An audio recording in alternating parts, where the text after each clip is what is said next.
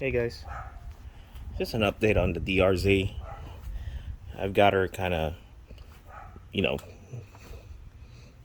missing some stuff on there. The reason why is because I got a new seat for it. We'll talk about that a little later. But here's how a DRZ looks like without a seat. This one's coming off. This is just the passenger grab handle. Um, Maybe I'll keep it on there because you can strap your whatever you need to strap on the bike on this thing, but we'll see. Here's the intake snorkel. You can see how small it is. There's a lot of DRZ riders out there or owners who cut this up and make it bigger, but I think you'll lose torque if you do that and don't rejet it. But here it is on the side. You take off the panel and you get the full access on your air filter right there. It uses a foam type filter that's pre-oiled. You see that? And there's quite a big volume on there. Very basic stuff. Um, I will definitely not do the 3x3 mod or even mess with the stock air filter and jetting, because once you start messing with the jetting, it's just like going down the rabbit hole. You can never get it right. That's one advantage of fuel injected bikes, is that they're pretty good right out of the box. They might run lean, but better than carbureted bikes, and you can just get a power commander for those things. But anyways, but downside of power commanders is that they tend to fail, and they're expensive. They're over $300, and then you got to dyno tune them, so they're significantly more expensive. I don't know why nobody talks about that, between the carbureted versus fuel injected bikes. Carbureted bikes, you just, it's cheaper to get the jet kit and then tune it, whereas the fuel injected bikes, if you start getting onto the tuning, you got to get a power commander, or there's another one, I forgot what it's called, power commander, and then you got to get it tuned. It's a lot more expensive. They're both time consuming. That's why I'm going to leave it stock. And I'm on the sea level anyway. I'm in Houston, Texas, so it doesn't really make much difference for me. You can, if you want to change this to a slip on, I guess that's the only time you'd want to rejet. But I digress. Anyways, finally my aftermarket seats came in. This is the Sargent seat for the DRZ400SM. I also bought or placed an order for a Seat Concepts Comfort XL, but that thing has been sitting on order for, oh my gosh, maybe 5 weeks now. So this one I got from Amazon. I got it, within 4 days I have it in my house. Okay, they cost the same.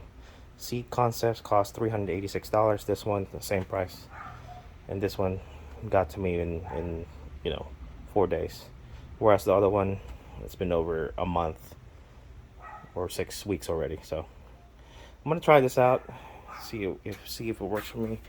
You can see aftermarket seat versus stock seat, narrow torture device for your ass, comfort goodness. Okay, let's see how wide that is. That is just ridiculous.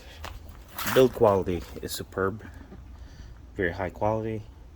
It's also made in USA, so that's probably why it takes so long to make these. We are proud of our workers here and compensate them pretty well. Now, let me try to compare this. Yeah, it's definitely much wider. So this one, the stock width, I believe it's about 7 inches for the width. This one is about 10.5 to 11. So there's going to be significant more surface area to spread the pressure of your ass on the seat. Okay, so it's going to be a lot more comfortable. So I'm going to install that, and we'll see how it looks. All right, so I got her on. Pretty easy as far as installation goes. Remove these from both sides. Now you do have to remove the passenger grab strap, so you can't use that. Um, Other than that, it's pretty straightforward. Remove the old seat and replace it with this one, and then set it down and bolt everything back together. So as far as looks, it looks really good. It doesn't look out of place as far as the you know, where the rest of the bike goes. Very high quality stitching, like carbon fiber. See that there's no gaps here in the back. Here's how it looks on the sides. Now there's a little bit of gap over here. See that? That's not too bad. Not bad at all.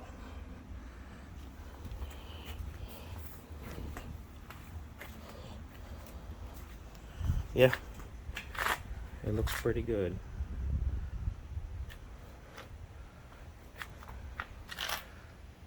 Okay, now let's compare the width for both seats compared to the Sargent versus the stock. We got our handy dandy tape measure here. So this one would be, I don't know if you guys can see that. It's about, it's right at 10.5 inches wide. See, 10.5 inches. Okay, and I did sit on it. I'm a 250-pound man. It's very comfortable compared to, okay, 10.5 versus 7. Ouch. So that's about maybe a 50% increase compared to stock. So if my math is right, very much needed mod. It's a very expensive mod at almost $400, but I think your back and your ass is a lot more important than, you know, well, it's a cheap investment, let's put it that way. $400 so you can ride longer and not mess up your back and your ass. Okay, all right, well, that's the Sargent seat. Got it from Amazon for less than 400 bucks. Same price as the Seat Concepts Comfort XL, but with the Seat Concepts seats, you have to wait more than 10 weeks. Fuck that. Okay, I want to ride. So bought the Sargent seat off Amazon, got it in 4 days. Okay guys, bye.